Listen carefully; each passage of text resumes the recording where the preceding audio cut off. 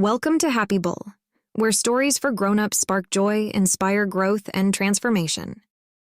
Anna sat alone in her train compartment, her fingers tracing the frost on the window as landscapes cloaked in winter's embrace rushed by.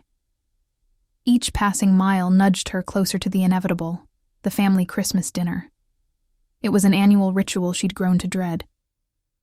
Her mind replayed the previous year's gatherings, the forced smiles, the simmering tensions breaking into heated arguments.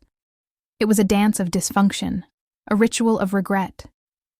She had tried to heal these wounds, suggesting family therapy, organizing bonding activities, but her attempts were met with resistance, dismissed as unnecessary drama.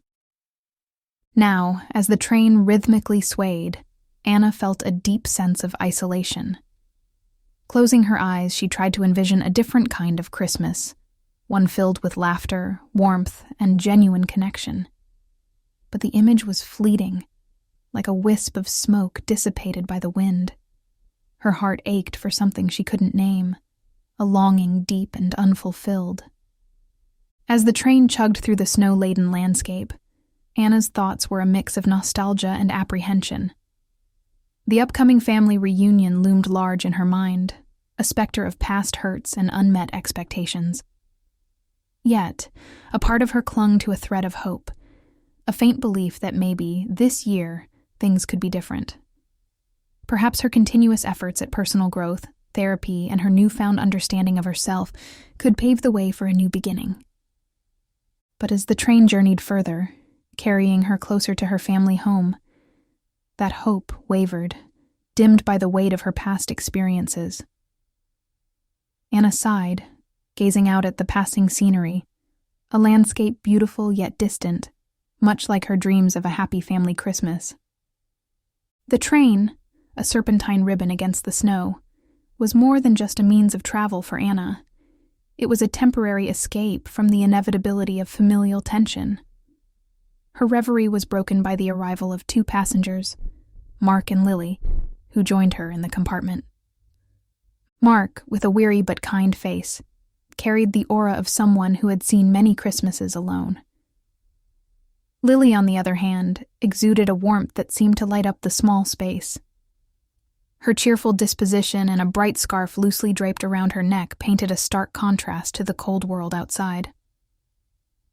Their conversation started with the usual niceties, skirting around the weather and the beauty of the winter landscape.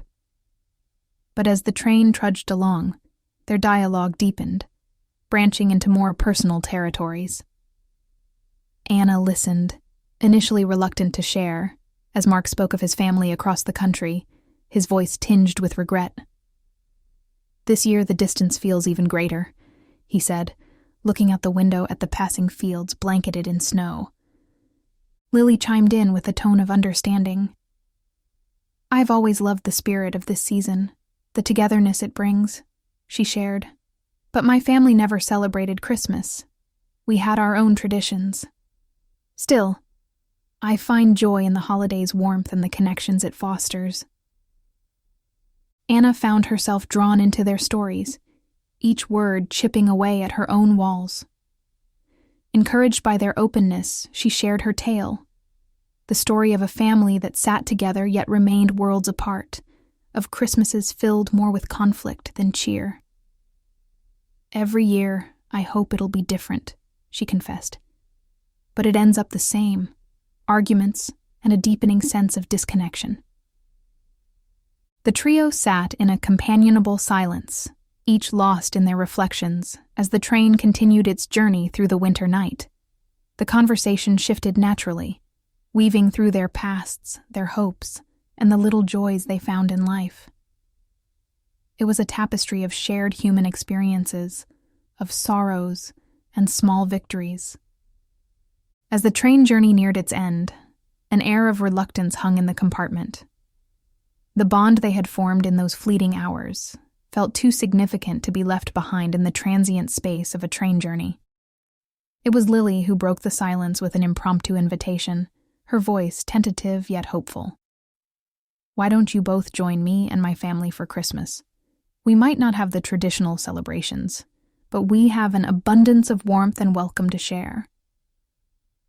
Anna's heart skipped a beat. The offer was unexpected, a deviation from the well-trodden path of her yearly routine. Part of her yearned to accept, to step into this new, inviting world that Lily painted.